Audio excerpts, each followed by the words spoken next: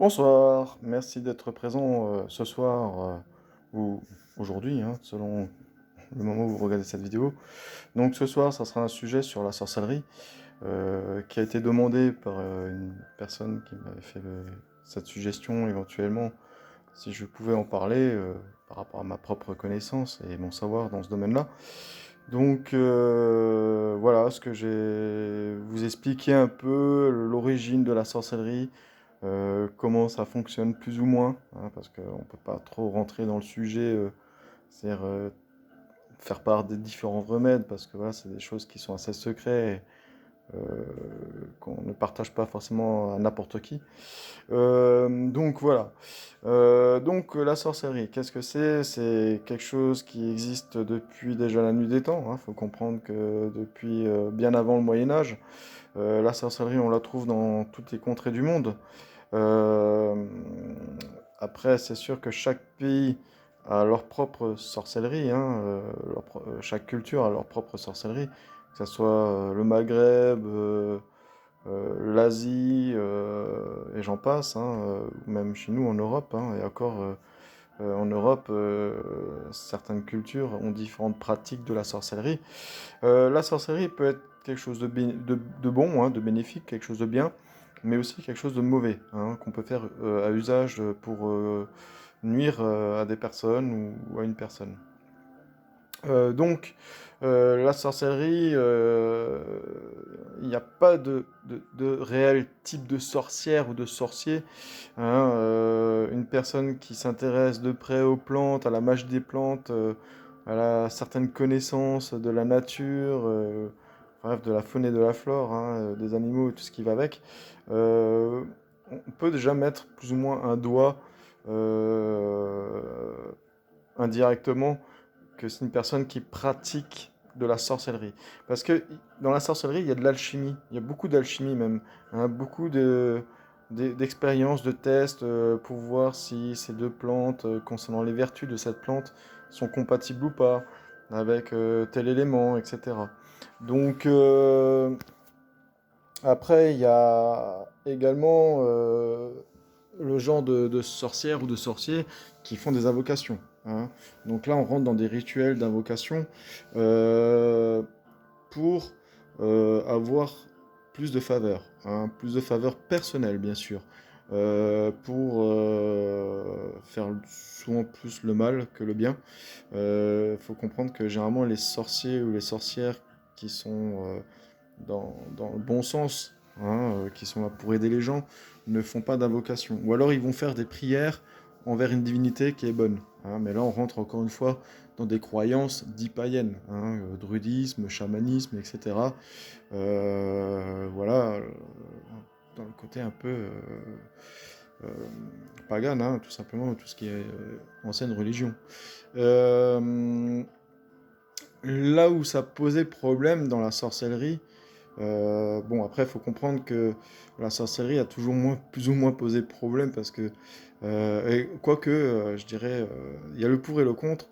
Demain, vous êtes conscient d'une personne qui pratique la sorcellerie, quelle sera votre attitude? Ouh là là, ça se trouve, elle fait des mauvais sorts, des mauvais trucs, ou au contraire, peut-être c'est quelqu'un de bon qui donne qui aide des gens avec des remèdes pour les soigner, pour trouver des solutions. Donc voilà. Mais on a toujours un peu cette crainte, hein, de se faire nuire par un sorcier ou une sorcière. Il faut comprendre que une sorcière ou un sorcier peut aussi bien faire le bien que le mal, hein. Il a cette connaissance des plantes, des champignons, des racines, etc. Ou même au niveau des animaux, des organes, hein, ou autres, qui peuvent nous apporter un bienfait et l'inverse aussi, hein. Comme dans les champignons, on est conscient que bah, voilà, il y a des champignons qui sont comestibles et d'autres euh, venimeux ou indigestes, hein, qui peuvent nous causer certains troubles au niveau de la santé. Donc, par rapport à tout ça, voilà, on a toujours un peu cette inquiétude à qui on a affaire.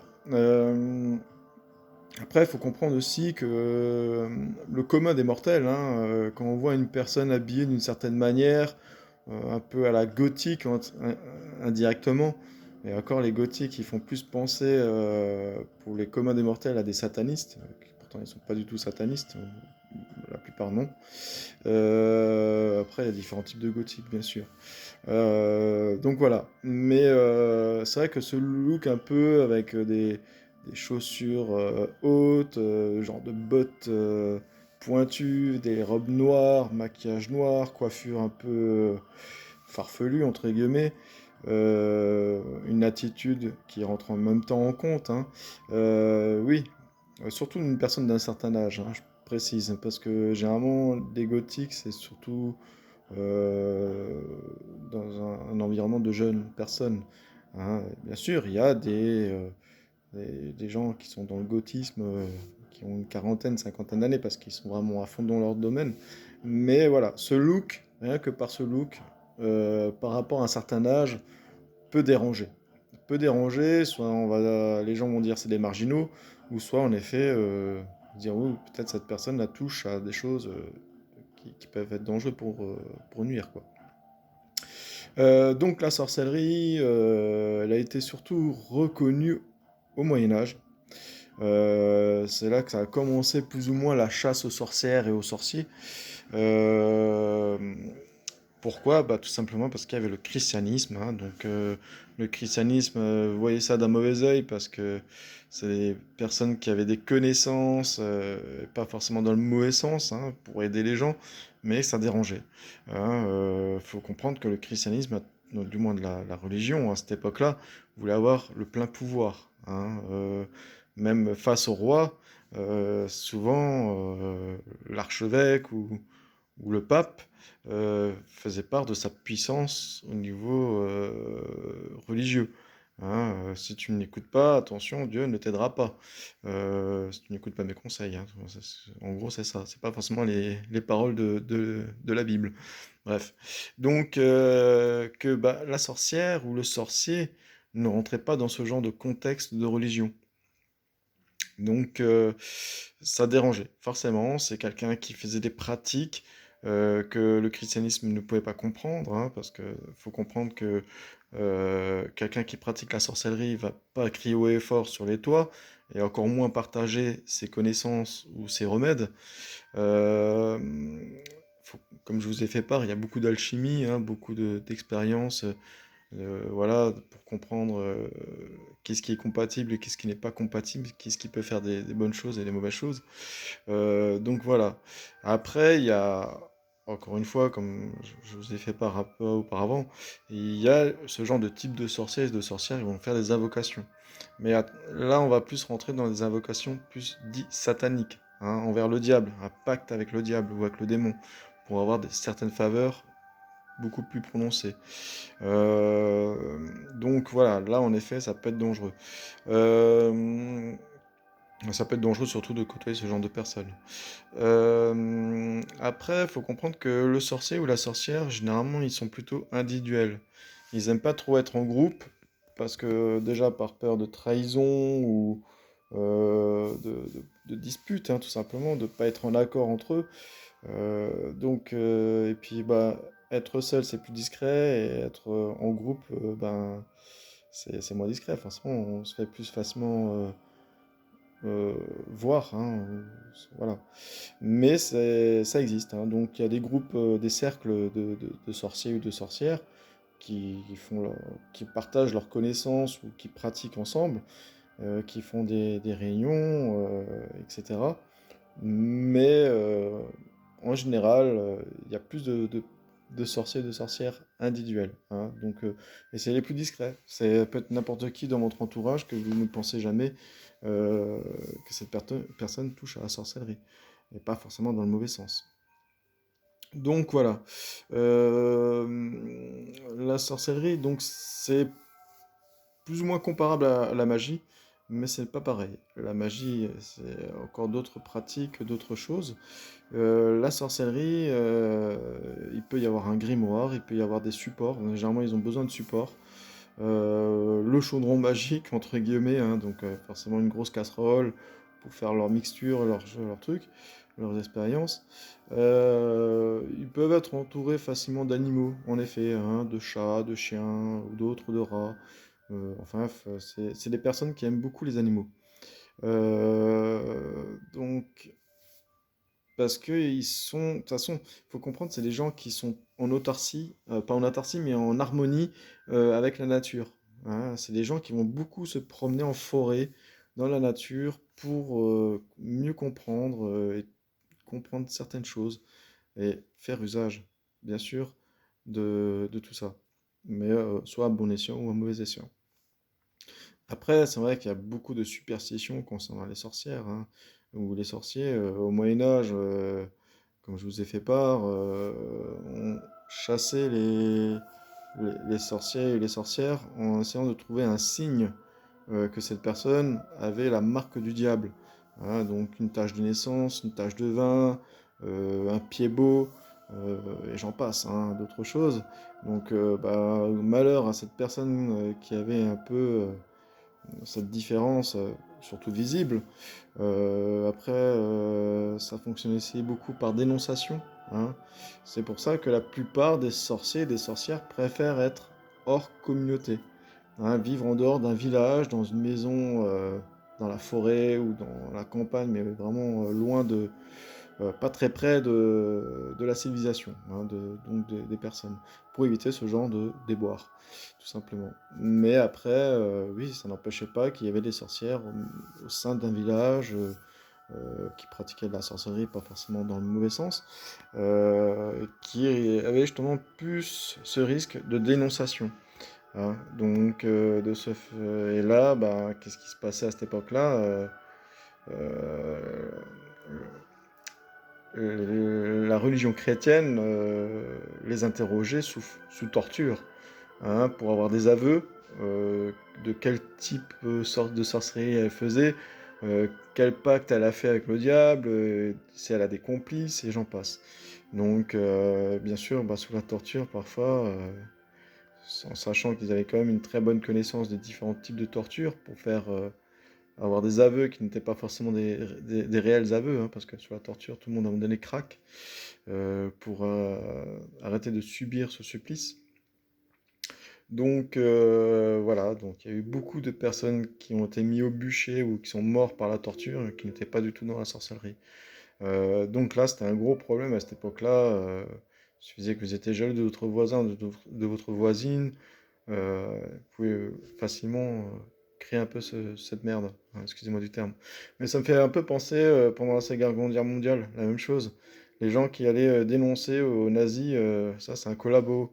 Je dirais un collabo qui protège les juifs, hein, qui cache des juifs, qui aide les juifs, qui fait partie de la résistance. Voilà, les nazis ne cherchaient pas à comprendre. Hein. Ils venaient chez vous et chut, hop là.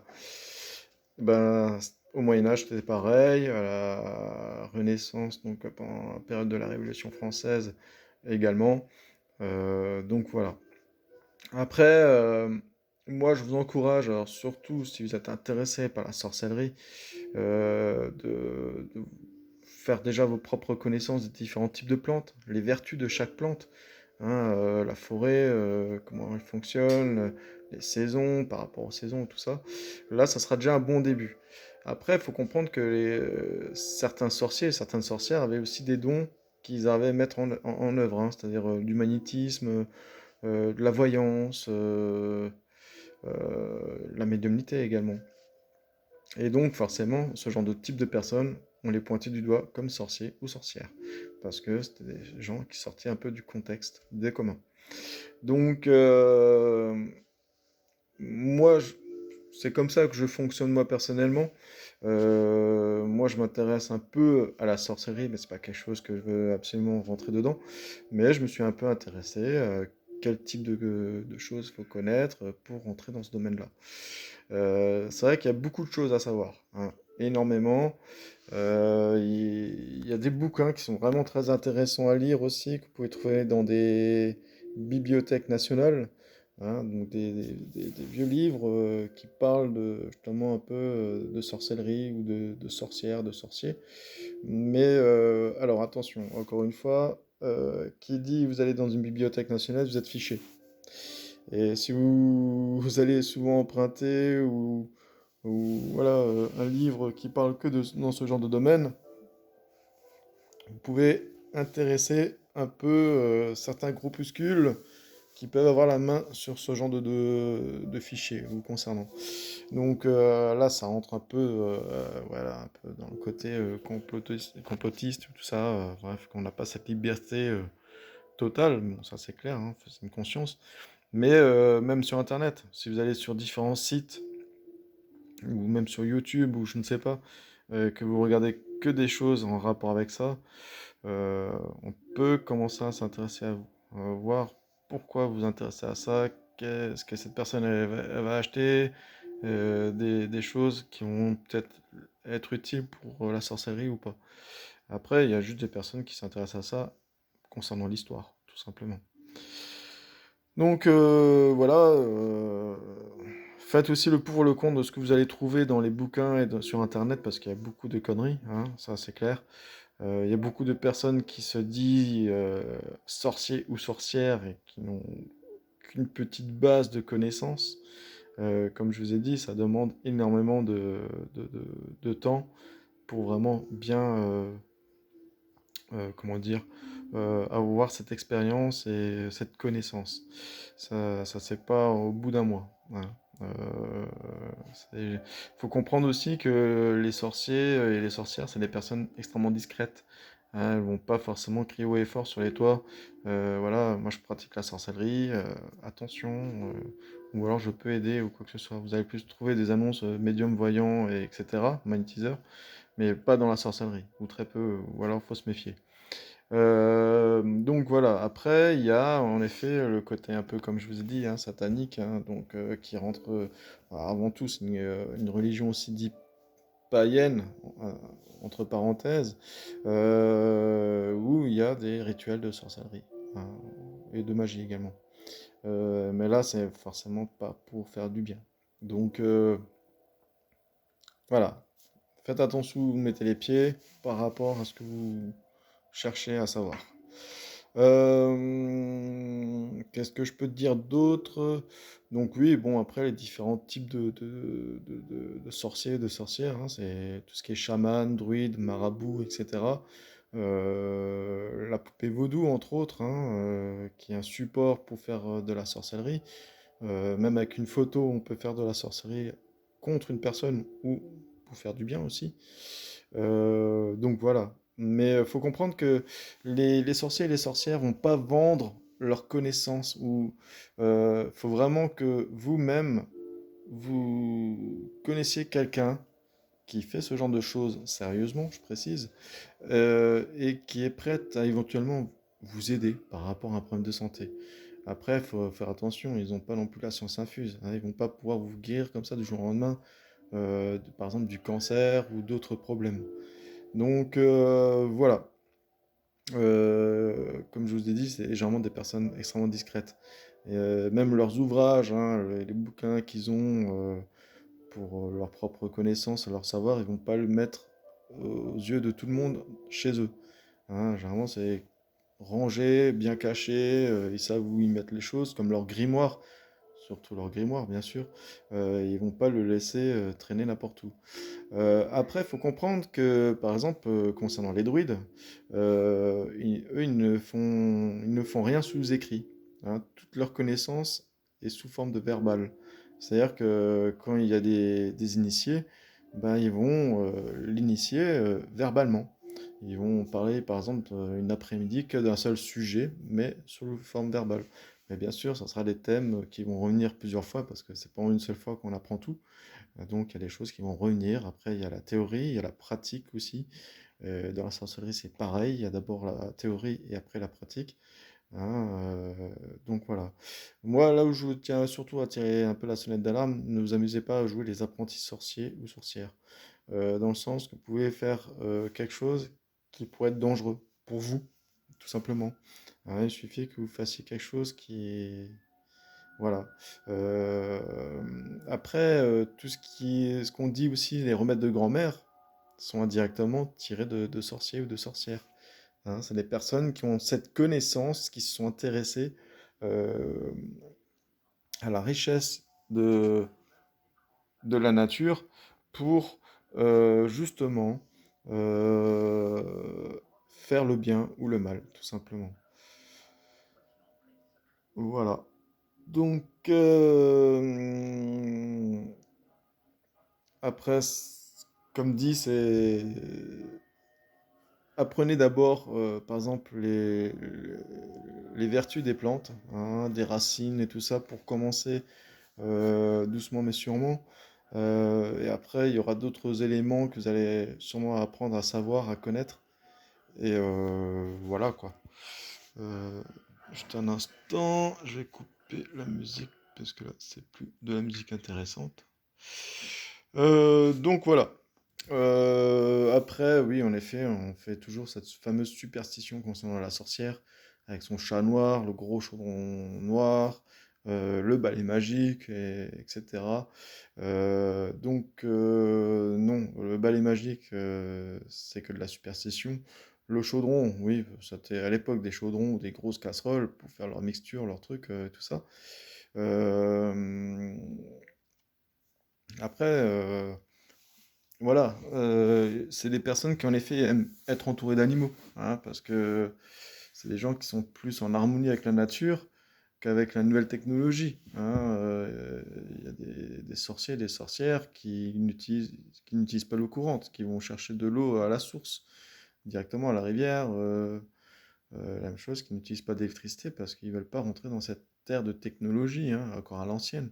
Mais après, vous avez en effet les sorciers et les sorcières qui vivent dans l'ère de notre temps, hein, avec l'eau courante et tout ce qui va avec, qui arrivent très bien aussi à faire leur sortilège, tout simplement. Donc, faut comprendre, comme je vous ai dit, une sorcière ou un sorcier peut très bien faire le bien, mais aussi le mal, hein. Il a cette connaissance des deux pôles. Il utilisera en effet généralement plutôt le bien pour aider des gens de son entourage ou des gens qui sont qui le connaissent, hein, voilà. Mais demain, si ce sorcier ou cette sorcière est victime de moqueries ou enfin, de personnes qui essaient de le nuire, hein, c'est sûr qu'il va pas se laisser faire et va peut-être faire usage de mauvais sortilèges à l'encontre de cette personne ou de ces personnes, hein, parce que, voilà. Donc, généralement, c'est vrai que quand on sait que quelqu'un peut éventuellement toucher à la sorcellerie, on s'en en méfie. Et on va pas chercher à, justement, à le nuire, tout simplement. Donc, voilà. Ce que je pouvais vous dire. Après, bon, il y a pas mal de choses à dire, mais je préfère rester plutôt vaste, hein, évasif sur le sujet. Donc voilà. Si vous avez des questions, n'hésitez pas à m'en faire part.